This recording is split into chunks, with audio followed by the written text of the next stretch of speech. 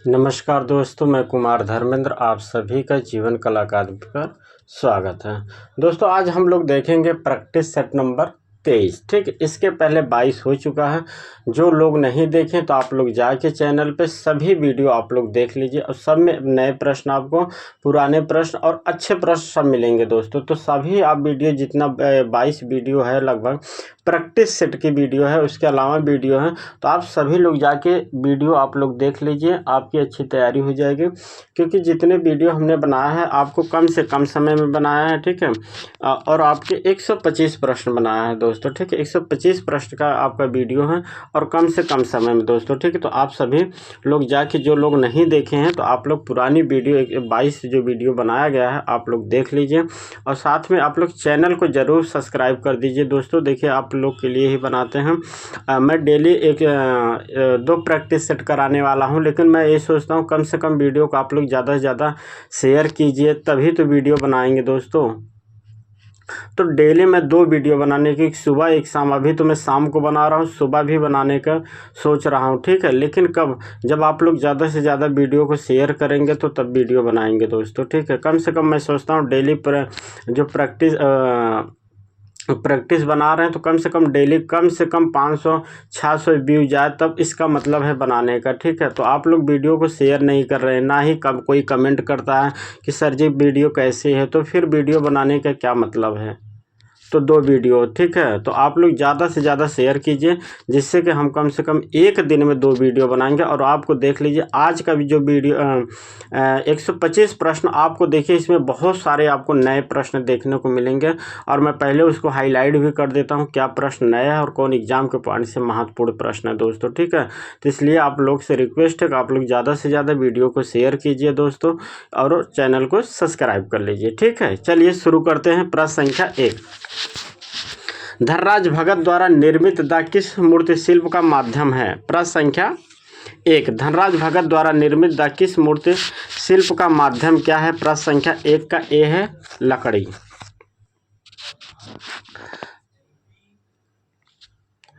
प्रश्न संख्या 2, pack group की प्रथम कला प्रदर्शनी का उद्घाटन किसने किया था। पैक ग्रुप की प्रथम कला प्रदर्शनी का उद्घाटन किसने किया था। तो यह पैक ग्रुप की जो प्रदर्शनी हुई थी 1949 में, और कहाँ हुई थी, तो मुंबई में। तो याद रखिए इसके जो उद्घाटन किए थे, तो याद रखिए हो जाएगा मुल्क राज आनंद किए थे, ठीक है।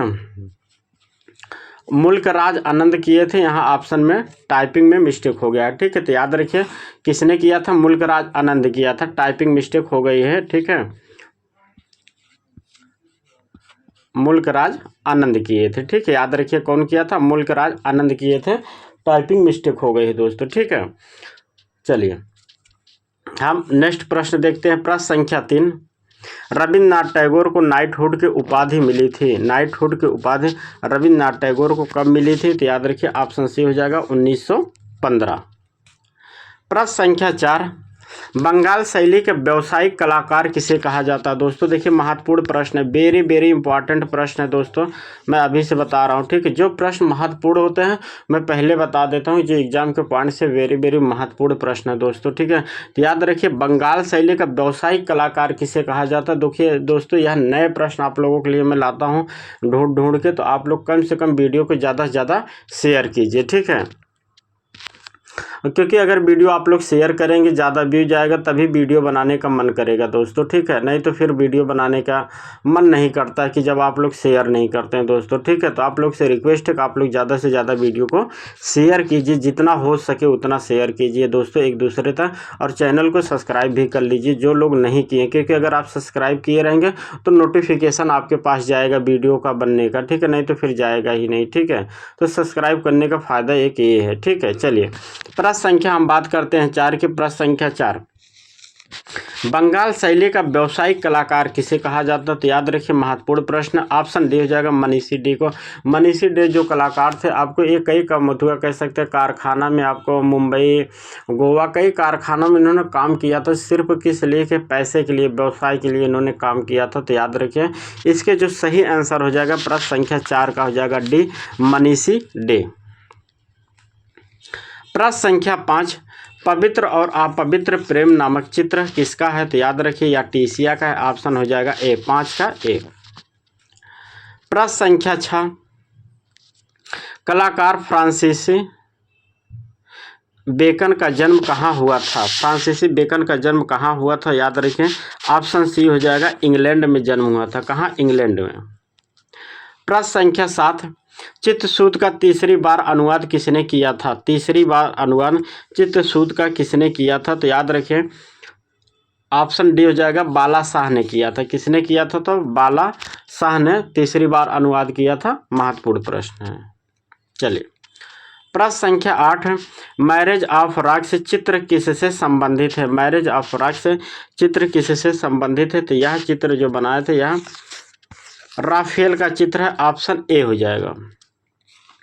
प्रश्न संख्या 9, अमूर्त शैली के कलाकार संबंधित, अमूर्त शैली के कलाकार संबंधित हैं। प्रश्न संख्या 9 का अमूर्त कला के, ठीक है। अमूर्त कला का संबंध अगर हम बातें करें तो आप सिंपल सी बात अगर नहीं समझ पा रहे हैं तो समझिए कि यह घनवाद से संबंधित प्रश्न पूछ रहा है, ठीक है। अमूर्त कला का मतलब सिंपल बात है, घनवाद से संबंधित प्रश्न पूछ रहा है, ठीक है। तो याद रखिए, ऑप्शन बी हो जाएगा, गगनेंद्र नाथ टैगोर हो जाएंगे। प्रश्न संख्या 10, झाला की हवेली के उत्कृष्ट भित्ति चित्र किस शैली के हैं? प्रश्न संख्या 10, प्रश्न संख्या 10, तो 10 का आंसर क्या हो जाएगा? याद रखिए, कोटा शैली। प्रश्न संख्या 11, गुप्तकालीन लक्ष्मण मंदिर कहाँ स्थित है? गुप्तकालीन लक्ष्मण मंदिर कहाँ स्थित है? तो यह आपके कानपुर स्थित है। प्रश्न संख्या 12, शाह मोहम्मद किस शैली के चित्रकार थे? शाह मोहम्मद किस शैली के चित्रकार थे? तो याद रखिए, ऑप्शन सी हो जाएगा, बीकानेर शैली के शाह मोहम्मद चित्रकार थे। बीकानेर शैली के जो उसमें ज़्यादातर जो कलाकार थे, चित्रकार थे, वह मुस्लिम थे तो दोस्तों, ठीक है। यह भी एक याद रखिए, ठीक है। चलिए, प्रश्न संख्या 13, प्रश्न संख्या 13, गैंडे के शिकार का दृश्य कहाँ से प्राप्त है? गैंडे के शिकार का दृश्य कहाँ से प्राप्त है? 13 नंबर का तो हो जाएगा ऑप्शन ए, घोड़मंगर, ऑप्शन ए। प्रश्न संख्या 14, द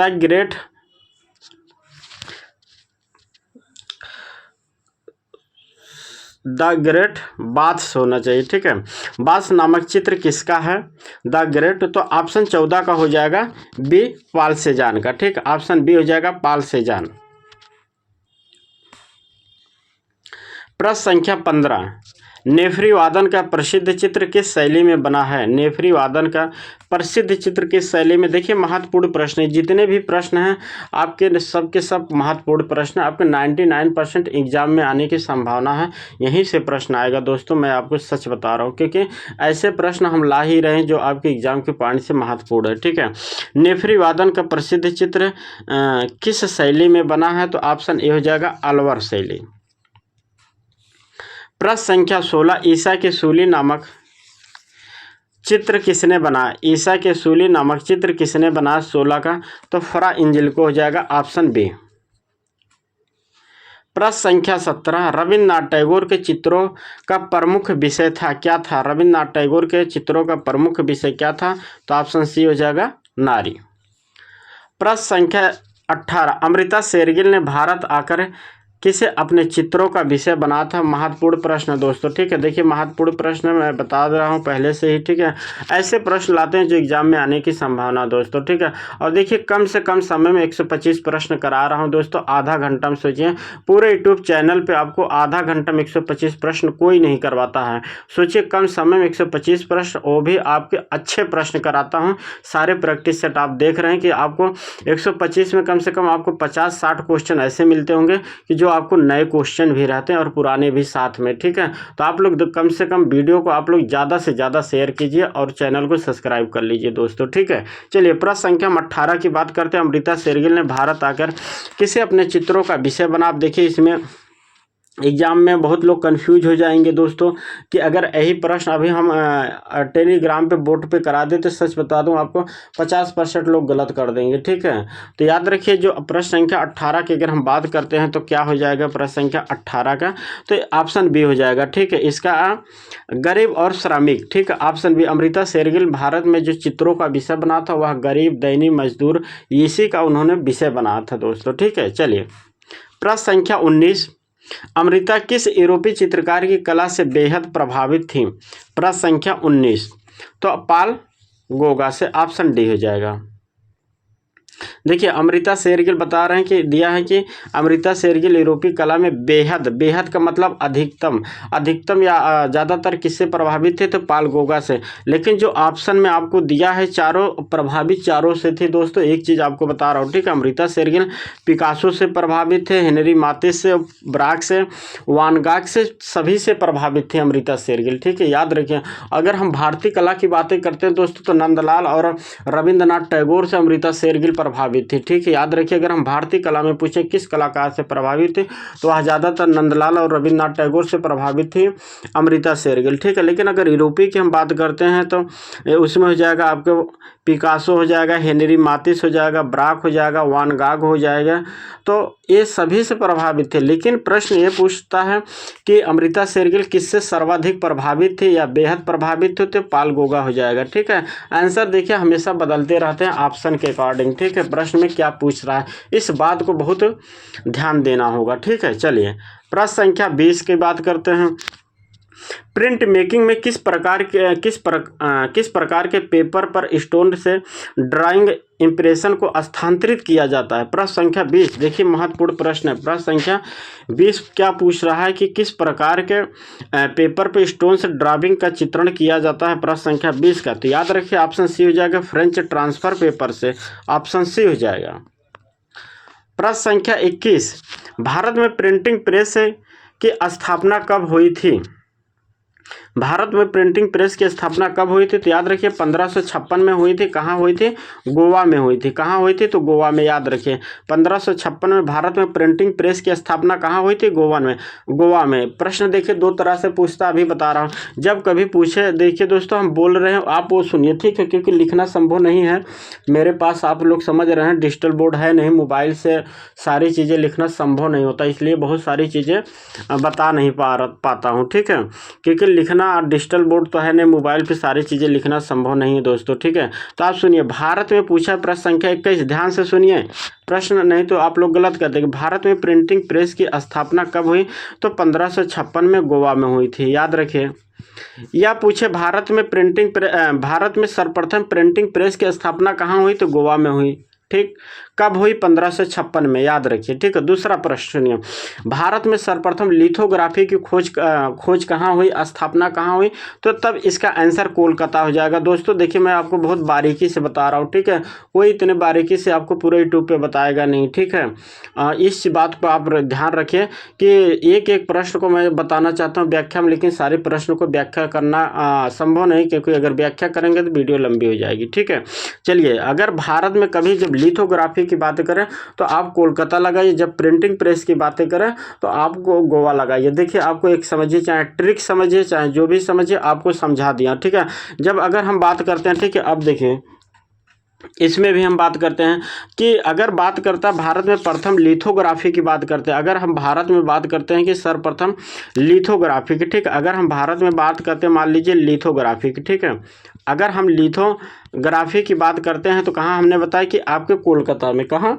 कोलकाता में बताया। ठीक है, लेकिन अगर कोलकाता में पूछे कब, तो याद रखिए 1800 आपको 20 और 25 ऑप्शन में दोनों मिलता। ठीक है, दोनों में से अगर एक कोई मिलता 1820 या 25, तो अगर तो आप लगा दीजिए 1820 25, कोई भी अगर दोनों में से एक है। लेकिन अगर ऑप्शन में दोनों होगा दोस्तों, ठीक है, तो इसका आंसर ज़्यादातर 1825 होगा। ठीक है, इस बात को आप याद रखिए। ठीक है, देखिए मैंने आपको इस अच्छे से समझा दिया।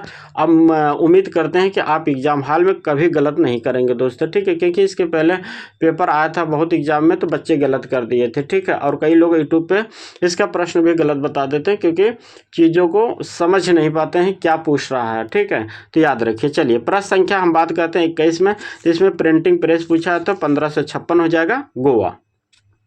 चलिए प्रश्न संख्या 22 की बात करते हैं। लकड़ी के छाने पर जापानी लोग रंग को किसके द्वारा फैलाते थे? देखिए प्रश्न संख्या महत्वपूर्ण है, 22 नंबर इम्पॉर्टेंट प्रश्न है, 22 नंबर याद रखिए। पूछा है कि लकड़ी के छाने पर जापानी लोग रंग को किसके द्वारा फैलाते हैं, 22 नंबर का। ठीक है, तो याद रखिए ब्रश से हो जाएगा, ऑप्शन बी। प्रश्न संख्या 23, छितेंद्रनाथ मजूमदार ने 16 वर्ष की आयु में कौन सा चित्र बनाया था? छितेंद्रनाथ मजूमदार, तो याद रखिए ऑप्शन डी हो जाएगा, ध्रुव की तपस्या। ध्रुव की तपस्या क्या चित्र हो जाएगा? ध्रुव की तपस्या। ध्रुव की तपस्या दोस्तों एक चीज़ आपको बता रहा हूँ, कमेंट करके आप लोग बताइए ध्रुव की तपस्या चित्र किसने खरीदा था, कितने रुपए में खरीदा था दोस्तों। ठीक है, एक कमेंट करके आप बताइए, क्योंकि आप लोग भी तैयारी कर रहे हैं एग्जाम पास में, तो आप लोग भी कुछ कमेंट करके बताते रहिए। ठीक है, इसके बताइए जो प्रश्न संख्या 23 है, ध्रुव की तपस्या जो चित्र है किसने खरीदा था और कितने रुपए में खरीदा था? ठीक है, चलिए प्रश्न संख्या 24। प्रश्न संख्या 24, देवी प्रसाद राय चौधरी ने किस माध्यम में मूर्ति शिल्प बनाया? देवी प्रसाद चौधरी किस माध्यम में मूर्ति शिल्प बनाए हैं? तो याद रखिए इनकी जो मूर्ति होती है मिट्टी और कांसा दोनों में प्राप्त होती है। ठीक है, या प्लास्टर में या मिट्टी कह सकते हैं, मिट्टी और कांसा दोनों में इनकी मूर्तियां प्राप्त हुई हैं। ठीक है,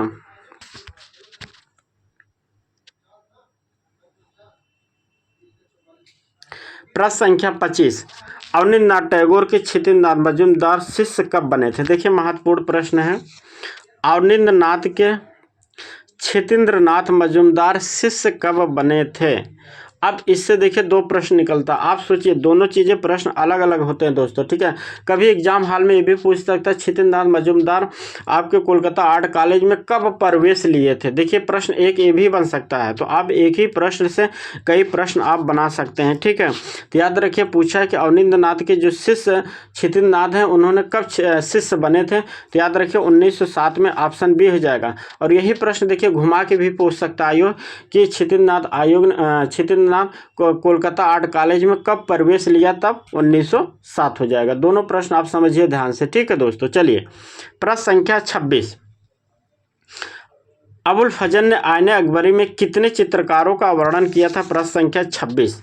ठीक है, अबुल फजल ने आईने अकबरी में कितने चित्रकारों का इन्होंने चर्चा किया था दोस्तों? ठीक है,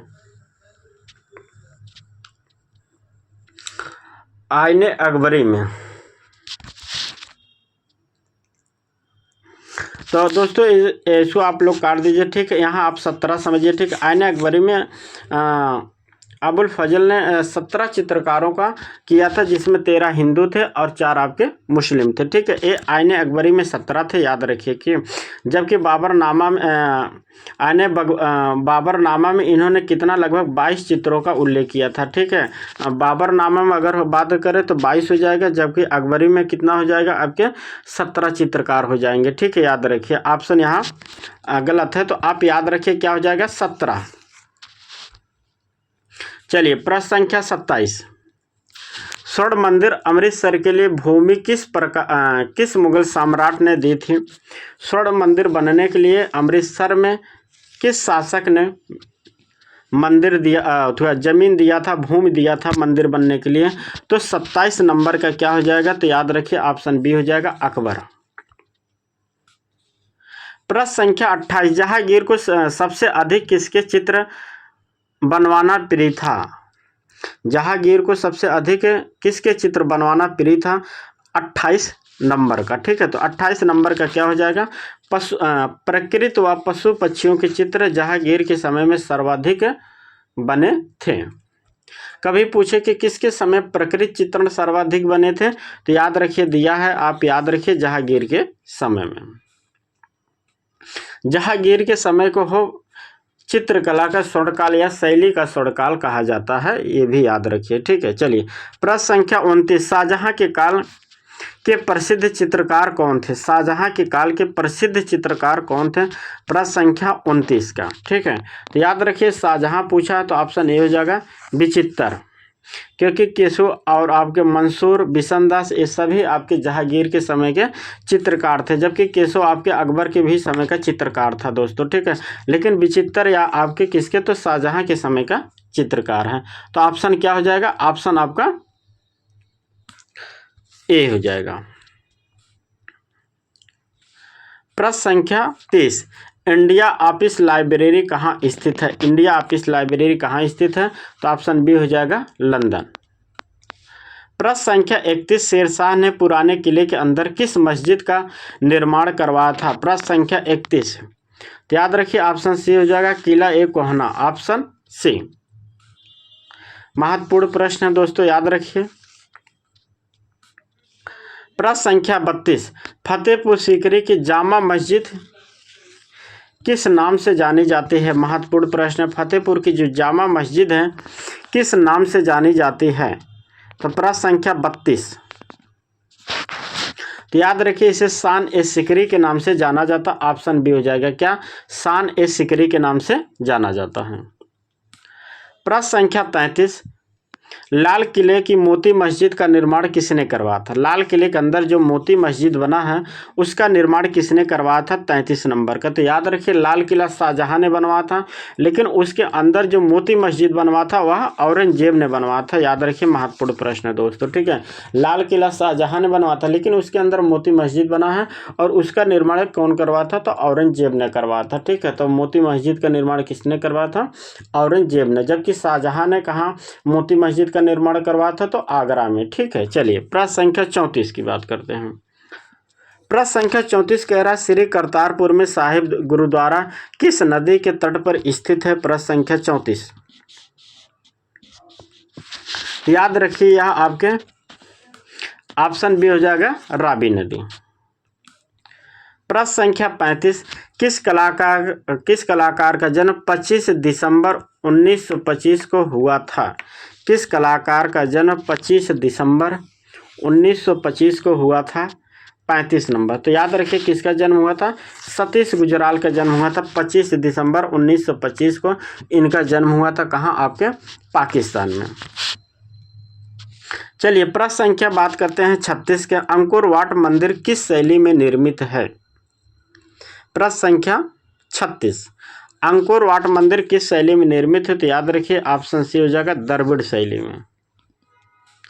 प्रश्न संख्या 37, लेखक मतीराम किसके दरबार में रहते थे? प्रश्न संख्या 37, तो यह भाव सिंह के समय में, ऑप्शन ए हो जाएगा।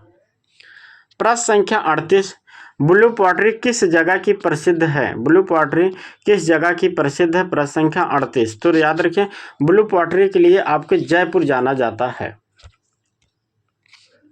प्रश्न संख्या 39, सन 1944 में किस कलाकार का जन्म हुआ था?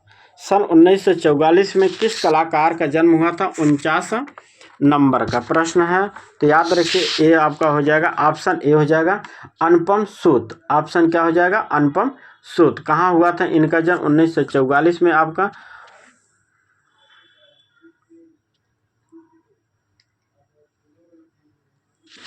चलिए प्रश्न संख्या 39 का क्या हो जाएगा? अनुपम सूत, ठीक। चलिए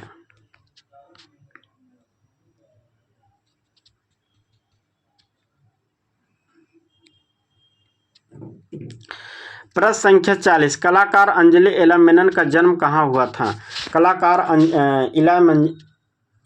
अंजलि इला मेनन का जन्म कहाँ हुआ था? प्रश्न संख्या 40 का, ठीक है। तो यह हुआ था इनका जन्म पश्चिम बंगाल में, ठीक है। 40 प्रश्न का क्या हो जाएगा? तो पश्चिम बंगाल में अंजलि इला मेनन का जन्म हुआ था, याद रखिए।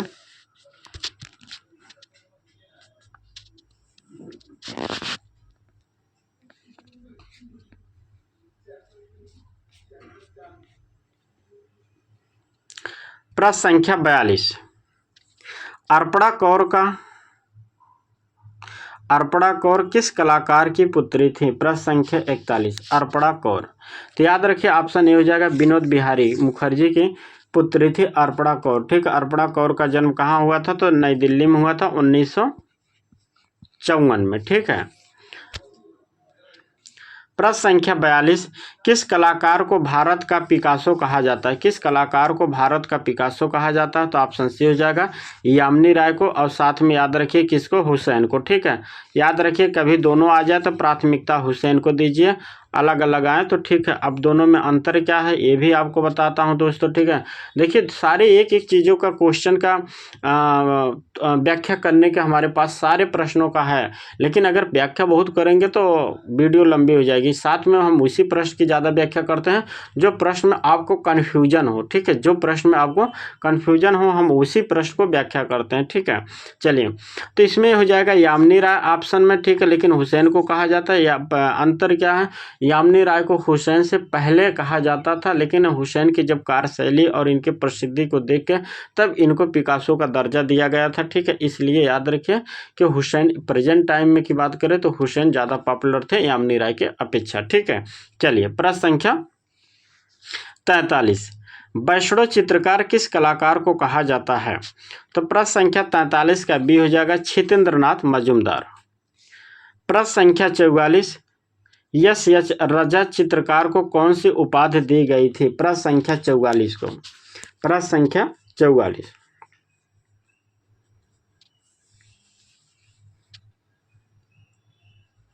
तो प्रश्न संख्या 44 का हो जाएगा दोस्तों इनमें से कोई नहीं। ठीक है, प्रश्न संख्या 44 का हो जाएगा इनमें से कोई नहीं।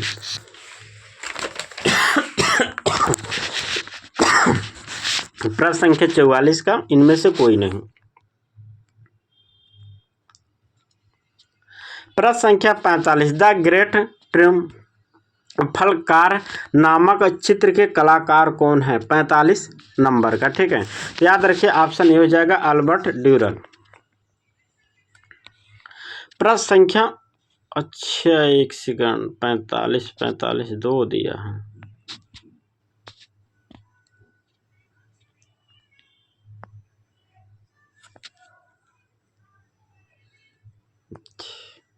चलिए प्रश्न संख्या 45, किस कलाकार ने द डांस ऑफ डेथ का चित्रण किया था? 45 नंबर का द डेथ ऑफ डांस किसने चित्रण किया था? 45 नंबर का। तो ऑप्शन हो जाएगा बी हाल्स हॉलबिन। ठीक, प्रश्न संख्या 46, भिखारी नामक चित्र के कलाकार कौन थे? भिखारी नामक चित्र के कलाकार कौन थे? प्रश्न संख्या 46 का। ठीक है, 46 का क्या हो जाएगा भिखारी के? तो ऑप्शन क्या हो जाएगा? Option C Rembrandt. प्रश्न संख्या 47, किस कलाकार ने शकुंतला की विदाई चित्र को बना? देखिए महत्वपूर्ण प्रश्न है, वेरी वेरी इंपॉर्टेंट प्रश्न, अभी से याद रखिए। मैं बता रहा हूं कि जो प्रश्न है महत्वपूर्ण प्रश्न है। अगर एग्जाम हॉल में यही प्रश्न आ जाए, सेम बता रहा हूं, सेम प्रश्न अगर एग्जाम हॉल में यही प्रश्न आ जाए तो किस कलाकार ने शकुंतला की विदाई चित्र बनाया था, याद रखिए। तो आपको बता दो 90% लोग ये प्रश्न को गलत कर देंगे दोस्तों। ठीक है, 90% इस प्रश्न को लोग गलत कर देंगे कि किस कलाकार ने शकुंतला की विदाई चित्र बनाया था। तो याद रखिए यह जो चित्र है यह लोग लगाएंगे राजा रवि वर्मा, जबकि इसका आंसर क्या हो जाएगा? मुकुल चंद्र डे ने बनाया था। ठीक है, शकुंतला की विदाई उन्होंने शकुंतला बनाया था, लेकिन शकुंतला की विदाई इनका मुकुल चंद्र डे का है। ठीक है, याद रखिए किसका? मुकुल चंद्र डे का। इसके अलावा श्याम बिहारी अग्रवाल का है शकुंतला की विदाई। तो यह बात आप याद रखिए। ठीक है, शकुंतला राजा रवि वर्मा ने बनाया था, जबकि शकुंतला की विदाई मुकुल चंद्र डे का है, श्याम बिहारी अग्रवाल का है, अन्य कलाकार का। ठीक है, याद रखिए। चलिए प्रश्न संख्या, इसको आप महत्वपूर्ण वेरी वेरी इंपॉर्टेंट समझिए। ठीक है, यह जो प्रश्न है वेरी वेरी इंपॉर्टेंट है। ठीक है, चलिए प्रश्न संख्या 48, उड़ीसा के पूरा अवशेष नामक चित्र के चित्रण किसने किया? प्रश्न संख्या 48 महत्वपूर्ण प्रश्न, याद रखिए दोस्तों। इसके आंसर हो जाएगा आनंद प्रसाद बागची। प्रश्न संख्या 48 इंपॉर्टेंट प्रश्न है दोस्तों। देखिए जितने प्रश्न हैं महत्वपूर्ण है एग्जाम के पॉइंट से, मैं सभी आपको बताता चला रहा हूं कि जो प्रश्न आपको नहीं आ रहा है वो भी मैं बता रहा हूं, जो नए प्रश्न है वो भी बता रहा हूं दोस्तों। ठीक है, तो इसलिए आपसे रिक्वेस्ट है कि आप लोग ज़्यादा से ज़्यादा वीडियो को शेयर कीजिए, क्योंकि पूरे यूट्यूब चैनल पर समझिए कम समय में आधा घंटा में 125 प्रश्न कोई नहीं कराता, सिर्फ मैं कराता हूँ, और वो भी आपको अच्छे प्रश्न के साथ जो एग्जाम के पॉइंट से। तो इसलिए आप लोग लोग ज़्यादा से ज़्यादा दबा के वीडियो को आप लोग शेयर कीजिए जितना हो सकता है दोस्तों, ठीक है। चलिए, प्रश्न संख्या 49, हरिश्चंद्र तारामती नामक चित्र का किसने चित्रण किया? प्रश्न संख्या 49 का तो ऑप्शन बी हो जाएगा राजा रवि वर्मा। प्रश्न संख्या 50, रिफ्यूजी बच्चे का चित्रण किस कलाकार ने किया? तो ऑप्शन सी हो जाएगा चित्त प्रसाद भट्टाचार्य 50 का। प्रश्न संख्या 51, देवानी कृष्ण कलाकार ने कौन सा चित्र बनाया? देवानी कृष्ण ने कौन सा चित्र बनाया? प्रश्न संख्या 51 का, ठीक है। तो ऑप्शन ए हो जाएगा मास्क। ला मिलारेपा यह कवल कृष्ण का चित्र है, याद रखिए किसका? कवल कृष्ण का चित्र है, ऑप्शन बी। जबकि मास्क क्या? दीवानी कृष्ण का फेमस चित्र है, ठीक है, याद रखिए दोनों। यह किसका है? तो कवल कृष्ण का है। किसका है? तो कवल कृष्ण का हो जाएगा, ठीक है। जबकि देवानी किसका है? तो देवानी का चित्र हो जाएगा मास्क, ऑप्शन ए। प्रश्न संख्या 52, अब्दुल रहमान चुगताई ने किस चित्रकार का निर्माण किया था? प्रश्न संख्या 52, तो याद रखिए अब्दुल रहमान चुगताई ने किस चित्र का निर्माण किया था? आवास गृह, ऑप्शन हो जाएगा बी, 52 का बी, आवास गृह। प्रश्न संख्या 43, नाइट मीटिंग चित्र किसका है? महत्वपूर्ण प्रश्न है दोस्तों, याद रखिए महत्वपूर्ण। नाइट मीटिंग चित्र किसका है दोस्तों? प्रश्न संख्या 53 का महत्वपूर्ण प्रश्न है, तो याद रखिए सोमनाथ होर का चित्र है। किसका है? तो सोमनाथ होर का चित्र, महत्वपूर्ण प्रश्न है दोस्तों। एग्जाम में यह प्रश्न आने की संभावना दोस्तों, ऐसे प्रश्न है सभी कि जो एग्जाम में आने की संभावना, तो याद रखिए नाइट मीटिंग किसका है? अनुपम सूद का है। प्रश्न संख्या 43, प्रश्न संख्या 43 प्रश्न संख्या 54, तितली किस कलाकार की प्रमुख चित्र है? तितली किस कलाकार का प्रमुख चित्र है? तो याद रखिए यह जो महत्वपूर्ण प्रश्न है 54 नंबर, यह किसका है? तो अमिताभ बनर्जी का, ठीक है। महत्वपूर्ण प्रश्न है दोस्तों, इंपॉर्टेंट है, ठीक है। याद रखिए तितली किस कलाकार ने बनाया? तो अमिताभ बनर्जी ने बनाया था। महत्वपूर्ण प्रश्न है दोस्तों, ठीक है। चलिए, प्रश्न संख्या 55, कलाकार जगमोहन चोपड़ा का कौन सा चित्र है? प्रश्न संख्या 55 का, तो याद रखिए इनका कंपोजिशन भी जगमोहन चोपड़ा का चित्र है, ऑप्शन डी हो जाएगा। प्रश्न संख्या 56, मिस्ट्री नामक चित्र के कलाकार कौन है? प्रश्न संख्या 56 का, प्रश्न संख्या 56 का, तो याद रखिए ऑप्शन ए हो जाएगा जय झरोटिया। मिस्ट्री नामक चित्र कौन बना था? जय झरोटिया का चित्र है। महत्वपूर्ण प्रश्न 56 नंबर। चलिए, प्रश्न संख्या हम 57 की बात करते हैं।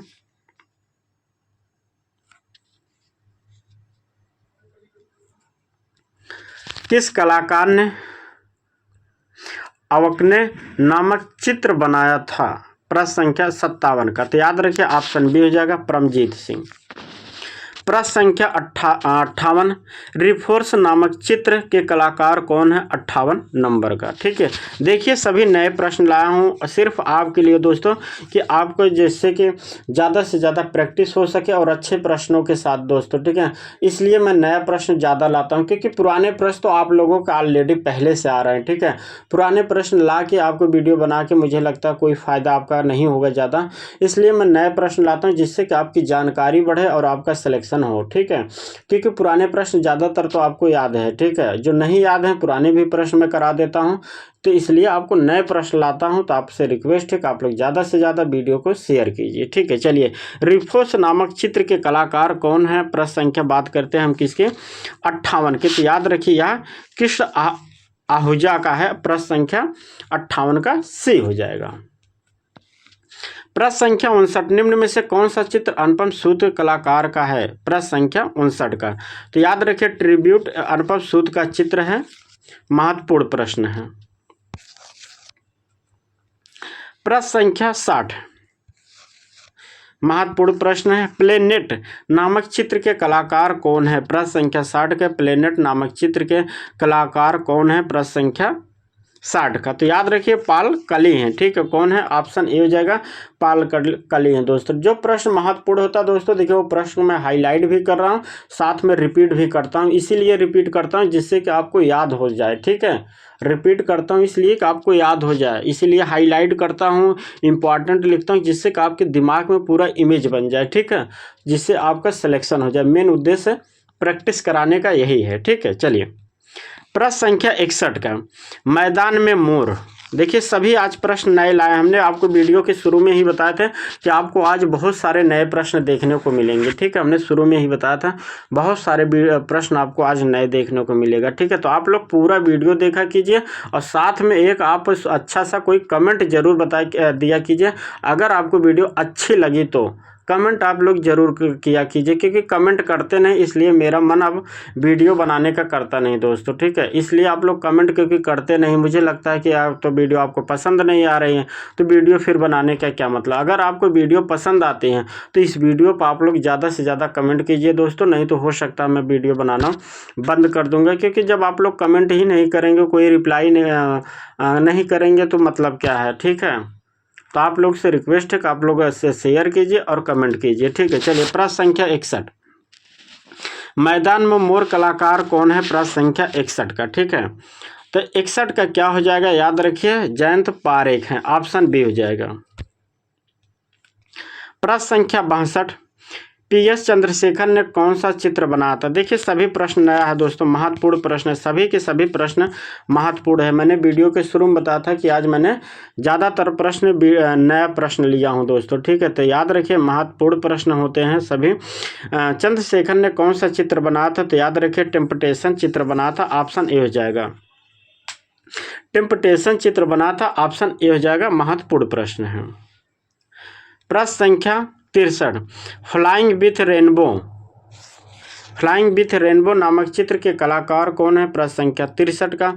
तो याद रखिए हो जाएगा मोती झरोटिया। प्रश्न संख्या 64, बॉम्बे ग्रुप की स्थापना कहाँ हुई थी? बॉम्बे ग्रुप की स्थापना कहाँ हुई थी? तो मुंबई में हुई थी बॉम्बे ग्रुप की स्थापना, ठीक है। कब हुई थी मुंबई ग्रुप की? तो 1957 में। प्रश्न संख्या 65, 22 फरवरी 1922 में किस कलाकार का जन्म हुआ था? याद रखिए 22 फरवरी 1922 को किस कलाकार का जन्म हुआ था? प्रश्न संख्या 65, तो याद रखिए रजा का जन्म हुआ था 65 में, ठीक है। किसका? रजा का। कहाँ? मध्य प्रदेश में, ठीक है। याद रखिए मध्य प्रदेश में रजा का जन्म हुआ था 1922 में। सूजा का कहाँ हुआ था? गोवा में, ठीक है। के बार का? मुंबई में। हुसैन का कहाँ हुआ था जन्म? मुंबई में। चलिए प्रश्न संख्या 66, कलाकार गोपाल घोष के कला गुरु कौन थे? 66 नंबर का। तो इनके जो कला गुरु थे वह अवनींद्रनाथ टैगोर थे। प्रश्न संख्या 67, कलाकार रतिन मित्रा का जन्म कहाँ हुआ था? प्रश्न संख्या 67 का पूछ रहा है कि रतिन मित्रा का जन्म कहाँ हुआ था? प्रश्न संख्या 67, तो याद रखिए कोलकाता में हुआ था रतिन मित्रा का जन्म। 1900 कब हुआ था? रतिन मित्रा का जन्म 1926 में हुआ था सर, ठीक है। प्रश्न संख्या 67 का, तो रतिन मित्रा का जन्म, ठीक है। चलिए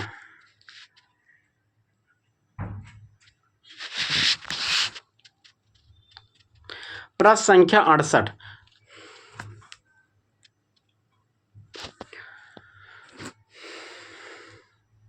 कोलट्टम किस राज्य का लोक नृत्य है? कोल्टम किस राज्य का लोक नृत्य है? प्रश्न संख्या 68। प्रश्न संख्या 68 का आंसर क्या हो जाएगा? तो यह हो जाएगा आपके तमिलनाडु, ठीक है। ऑप्शन 68 का क्या हो जाएगा? ये तमिलनाडु। प्रश्न संख्या 68। प्रश्न संख्या 69, जम्मू शैली पर किस शैली का प्रभाव पड़ा? जम्मू शैली पर किस शैली का प्रभाव पड़ा? तो याद रखिए ऑप्शन डी हो जाएगा कांगड़ा शैली। प्रश्न संख्या 70, चित्रकार हंसराज किस विधाओं में किस प्रांगत है? तो याद रखिए यह मूर्तिकला के क्षेत्र में, ऑप्शन हो जाएगा सी। प्रश्न संख्या 71, मुगल काल में चित्रकला को किस नाम से जाना जाता है? प्रश्न संख्या 71 का तो ऑप्शन ए हो जाएगा कारखाना। प्रश्न संख्या 72, Mayo college of art and craft के प्रथम आचार्य कौन थे? प्रश्न संख्या 72 का तो याद हो जाए, ऑप्शन बी हो जाएगा लॉकवुड किपलिंग। ठीक है, लॉकवुड किपलिंग। प्रश्न संख्या 73, हड़प्पा से प्राप्त पुरुष धड़ किससे निर्मित है? पुरुष धड़ किससे निर्मित है? तो प्रश्न संख्या 73 का, ठीक है, एक सेकेंड,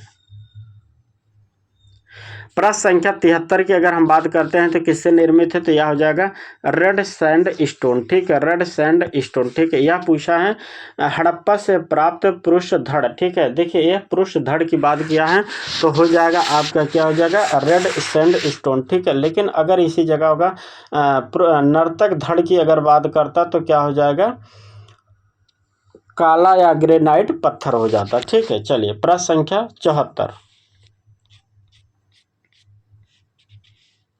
प्रश्न संख्या 74 की बात करते हैं। सन 1958 में ललित कला अकादमी कलकत्ता द्वारा रजत जयंती पदक से किस कलाकार को सम्मानित किया गया? प्रश्न संख्या 74 महत्वपूर्ण प्रश्न है।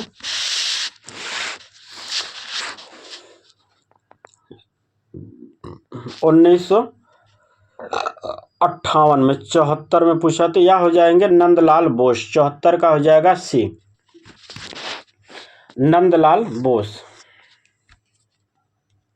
प्रश्न संख्या 75, कौन सा प्रथम भारतीय कलाकार थे जिनके जीवन पर सर्वप्रथम रंगीन वृत्त चित्र या डॉक्यूमेंट्री तैयार की गई थी? तो ऑप्शन हो जाएगा डी, नंदलाल बोस। प्रश्न संख्या 61, इटली की चित्रकला का पिता किसे कहा जाता है? इटली की चित्रकला का पिता किसे कहा जाता है?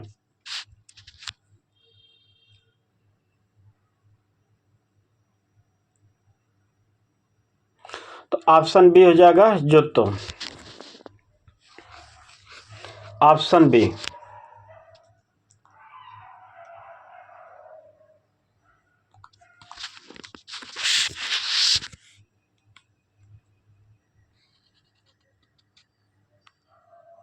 चलिए प्रश्न संख्या 77, उद्घोषणा नामक चित्र किसने चित्रित किया? प्रश्न संख्या 77 महत्वपूर्ण प्रश्न है। उद्घोषणा नामक चित्र किसने चित्रित किया? प्रश्न संख्या 77 का। ठीक है, 77 का तो क्या हो जाएगा, सी हो जाएगा फ्रा एंजिल को।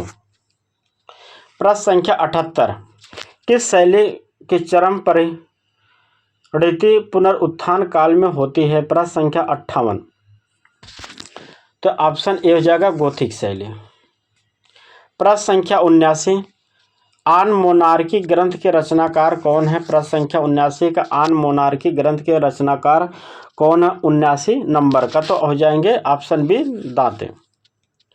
प्रश्न संख्या 80, शान शौकत से युक्त डेविड की मूर्ति का निर्माण किसने किया था? प्रश्न संख्या 80 का तो याद रखिए ऑप्शन ए हो जाएगा विराचियो, ऑप्शन ए।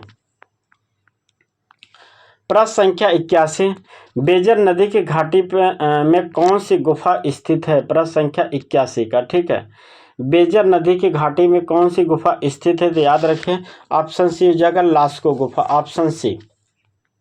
लास्को गुफा की खोज कब हुई थी? तो याद रखिए 1940 में। प्रश्न संख्या 82, आक्रमण करता हुआ महिष का चित्र कहाँ चित्रित किया गया? आक्रमण करता हुआ महिष का चित्र कहाँ चित्रित किया गया है? तो याद रखिए अल्टामीरा में। ठीक है, अल्टामीरा में। प्रश्न संख्या 83, हेनरी ब्रुल यल कैपिटल तथा डी पिरानी खोज करता थे। प्रश्न संख्या 83 का तो यह आपके प्रागैतिहासिक चित्रों से संबंधित है, ऑप्शन हो जाएगा ए, प्रागैतिहासिक चित्रों से संबंधित।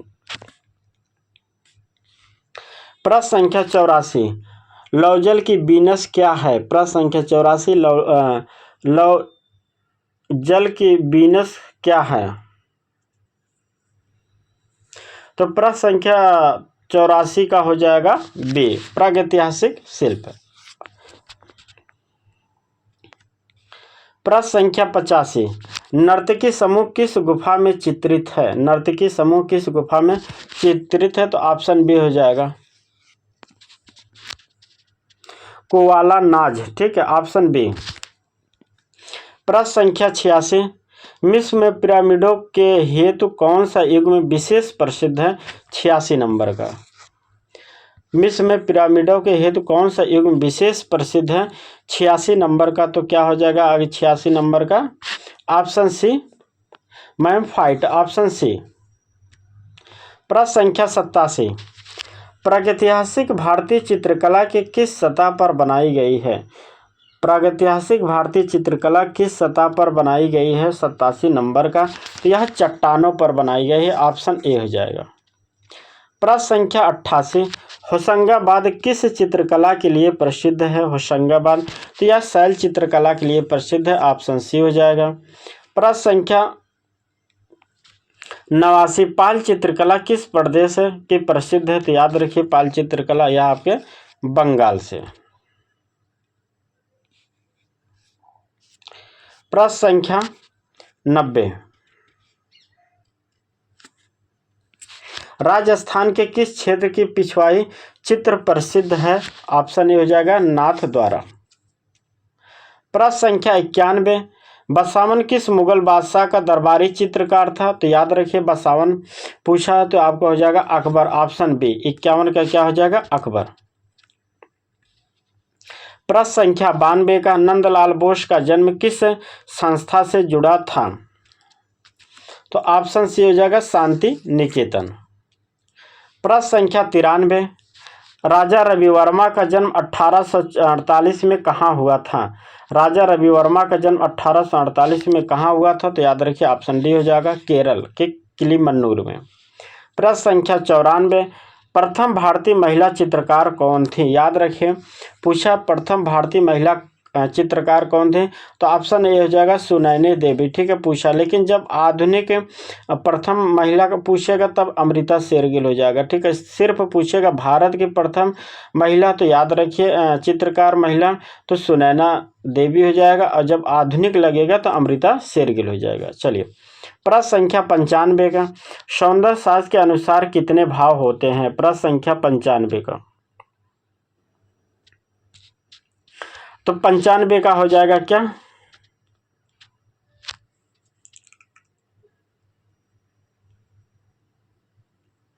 सौंदर्य के, ठीक है, यह प्रश्न में तो ऑप्शन हो जाएगा, देखिए ऑप्शन के अकॉर्डिंग सौंदर्य शास्त्र के, ठीक है, पूछा तो इसका सही आंसर हो जाएगा 9, ठीक है, क्या हो जाएगा 100।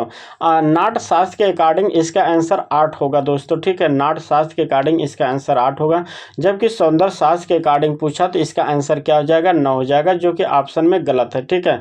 तो आप इसको याद रखिए 9 हो जाएगा दोस्तों, ठीक है। अगर ऑप्शन मान ले ऐसे सेम दे देगा तो आप इसको बी को मान लीजिए, ठीक है, 8, ठीक है, लेकिन इसका जो सही आंसर है वो 9 हो जाएगा, क्योंकि नाट शास्त्र की बात किया, सौंदर्य शास्त्र की बात किया है तो 9 हो जाएगा, नाट शास्त्र में 8 होता है, ठीक है। चलिए प्रश्न संख्या 96 का, अमृता शेरगिल का जन्म कहाँ हुआ था? तो अमृता शेरगिल का जन्म हंगरी में हुआ था, याद रखिए कहाँ हुआ था? हंगरी में अमृता शेरगिल का जन्म हुआ था, कब? 1900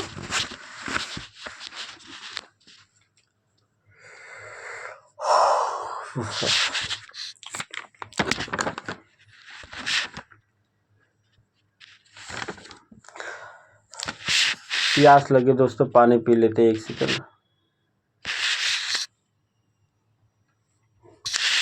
चलिए तो प्रश्न संख्या बात करते हैं 96 का, ठीक है, अमृता शेरगिल की बात करते हैं। प्रश्न संख्या 96, अमृता शेरगिल का जो जन्म हुआ था 1913 में हुआ था, कब? अमृता शेरगिल का जन्म 1913 में हंगरी में हुआ था, लेकिन ठीक है याद रखें भारत में कब आई थी सर्वप्रथम पहली बार? याद रखें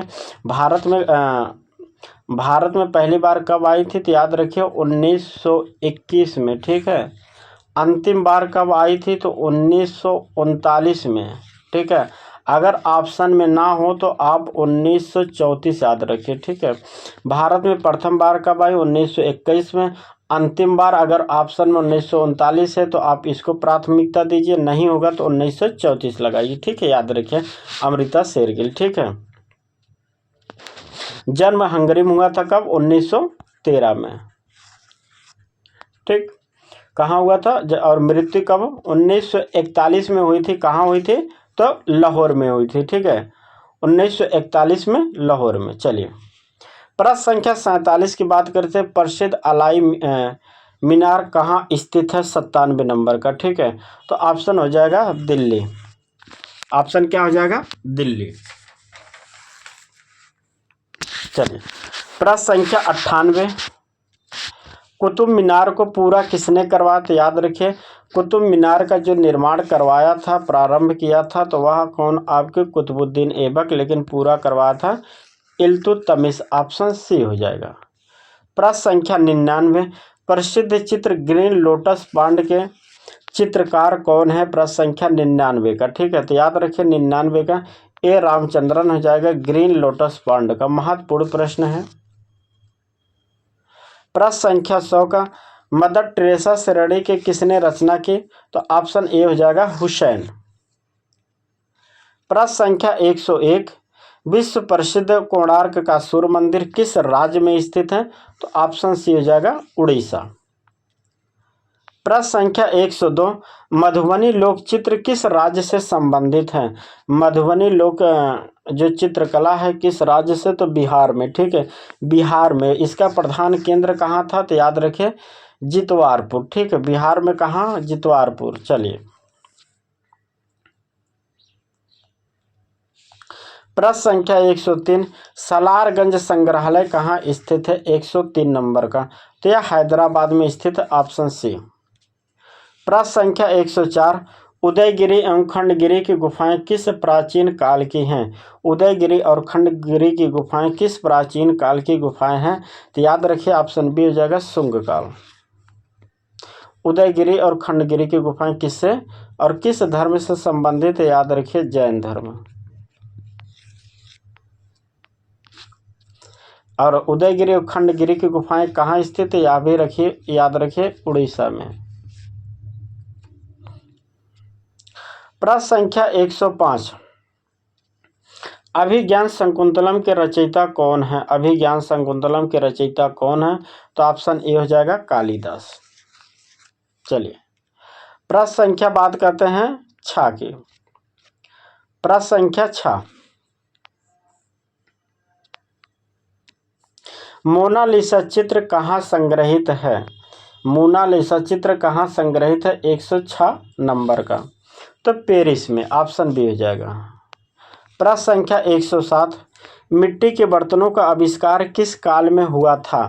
तो यह हुआ था आपके नवपाषाण काल में। ऑप्शन हो जाएगा सी, 107 का सी। प्रश्न संख्या 108, भगवान विष्णु का प्रसिद्ध चित्र बद्रीनाथ मंदिर किस राज्य में स्थित है? 108 नंबर का। तो बद्रीनाथ आप सभी लोग जानते होंगे कहाँ है? उत्तराखंड में। प्रश्न संख्या 109, काशी विश्वनाथ मंदिर कहाँ स्थित है?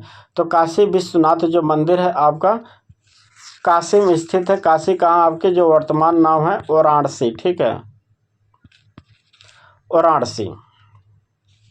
प्रश्न संख्या 110, प्रसिद्ध अमरनाथ मंदिर कहाँ स्थित है? प्रश्न संख्या 110, तो अमरनाथ जो मंदिर स्थित है वह कहाँ स्थित है? तो जम्मू कश्मीर में। ठीक है, अमरनाथ मंदिर कहाँ स्थित है? तो जम्मू कश्मीर में। ठीक है, अमरनाथ गुफा कहाँ स्थित है? तो महाराष्ट्र में। याद रखिए ये भी। चलिए, प्रश्न संख्या 111, भारत का प्रसिद्ध इस्कॉन मंदिर कहाँ स्थित है? प्रश्न संख्या 111 का। ठीक है, तो इस्कॉन मंदिर कहाँ स्थित है? तो आपके नई दिल्ली में। ऑप्शन बी हो जाएगा 11 नंबर का बी।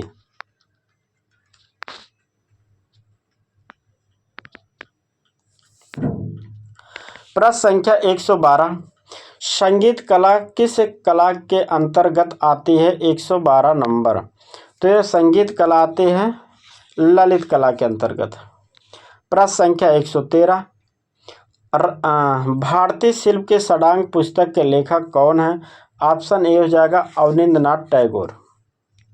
प्रश्न संख्या 114, बौद्ध ग्रंथ दिव्यावादन के अनुसार अशोक द्वारा बनवाए गए 84,000 स्तूप का विनाशक कौन है? प्रश्न संख्या 14 का, तो याद रखिए पुष्यमित्र शुंग हो जाएंगे, ठीक है, क्योंकि जो मौर्य काल के बाद स्थापना हुई थी तो वह आपके किसके हुए थे, शुंग काल पुष्यमित्र की स्थापना हुई थी, ठीक है। तो इसका जो आंसर हो जाएगा ऑप्शन सी हो जाएगा, ठीक है।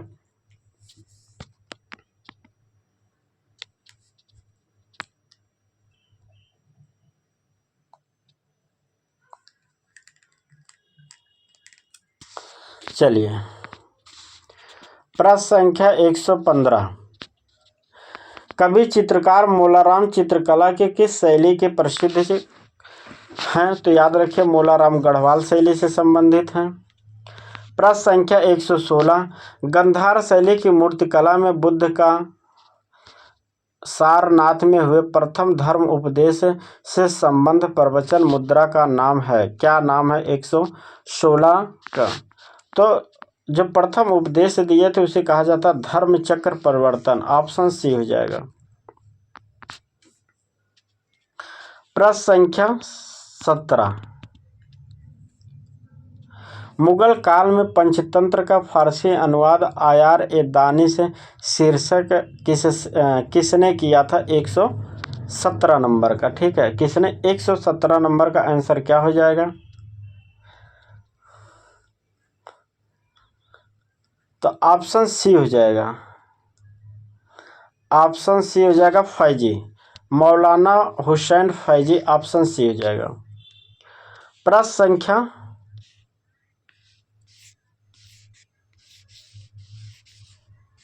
ठीक है, तो दोस्तों ये आज का अंतिम प्रश्न था, ठीक है, 125 प्रश्न आज नहीं हो पाया दोस्तों, ठीक है, तो ये आज का अंतिम प्रश्न था दोस्तों। आप लोगों को क्लास कैसी लगती कमेंट करके ज़रूर बताइए, और आप लोग ज़्यादा से ज़्यादा वीडियो को शेयर कीजिए, और आप सभी से रिक्वेस्ट हो आप लोग चैनल को, जो लोग नहीं किए हैं आप लोग चैनल को सब्सक्राइब कर लीजिए दोस्तों, ठीक है। अगर आप लोग चैनल सब्सक्राइब करते हैं तो डेली प्रतिदिन हम इसी तरह आपको 2 वीडियो, एक सुबह एक शाम बनाएंगे, लगभग आपको डेली 2 प्रैक्टिस सेट कराएंगे 125 का, वो भी आपके आधे घंटे में दोस्तों, ठीक है। तो आप लोग ज़्यादा से ज़्यादा वीडियो को शेयर कीजिए, और जो लोग चैनल को सब्सक्राइब नहीं किए हैं तो कृपया आप लोग सब्सक्राइब कर लीजिए, ठीक है।